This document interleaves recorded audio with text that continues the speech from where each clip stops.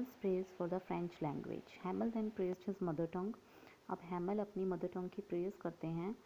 Mother tongue यानी कि मातृभाषा, लाइक इंडिया की मदर टंग है Hindi. He said French was the most beautiful, most logical, clearest language in the world. कहते हैं कि जो फ्रेंच लैंग्वेज है वो दुनिया की सबसे सुंदर, सबसे लॉजिकल, तार्किक, सबसे क्लियरेस्ट लैंग्वेज है. He urged the people to stick to it. वो लोगों से अर्ज करते हैं, रिक्वेस्ट करते हैं कि इसी लैंग्वेज को सीखने में डटे रहो. He assured them, वो विश्वास भी दिलाते हैं विलेज पीपल को, that if they held fast to their language, कि अगर वो अपनी लैंग्वेज सीखने में डटे रहे, they would be able to get rid of the Prussian rulers. तो वो प्रशियन रूलर से गेट रीड मुक्ति भी पा सकते हैं.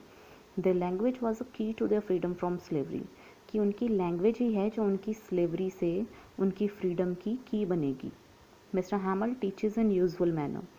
It was Mr Hamel last day at the school. अब मिस्टर हैमल का स्कूल में लास्ट डे था, but Hamel had the courage and the devotion to do his teaching work as usual.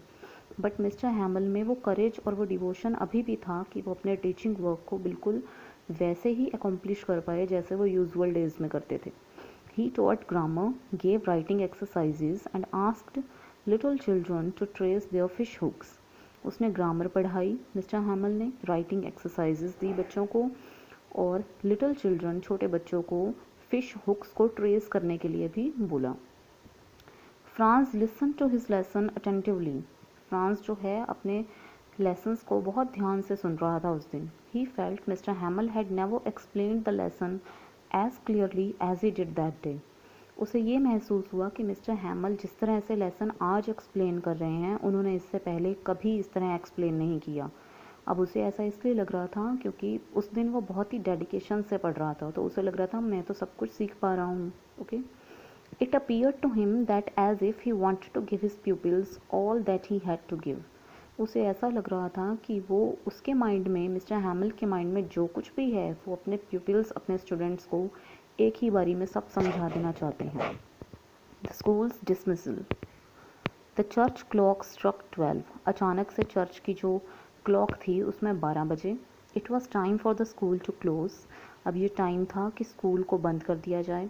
Mister Hamel wanted to say something. Mr Hamel कुछ कहना चाहते थे, but he was overcome with emotion.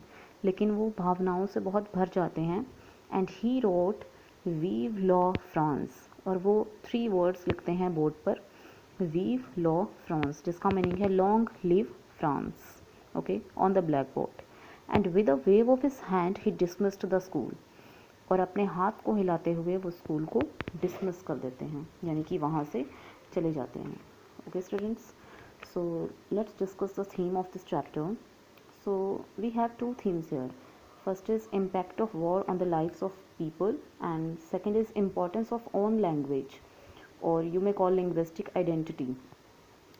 So through this chapter the author wants to convey that whenever the war happens, कि जब भी war होते हैं, it not only affect political life, economical life, but also affect the life of ordinary people. Okay. And whatever language we are speaking since our childhood, whether it is Hindi, Punjabi, English, that language somewhere becomes our identity. Okay.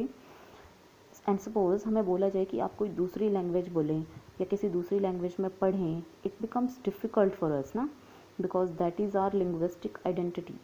Okay. So जब वो weave ला France लिखते हैं, so this shows his love for the language. He is not able to say anything, he is not even able to cry. तो वो सिर्फ क्या करते हैं, वो वीव ला फ्रांस लिख देते हैं, अपने हैंड को वेव करते हैं एंड स्कूल से चले जाते हैं.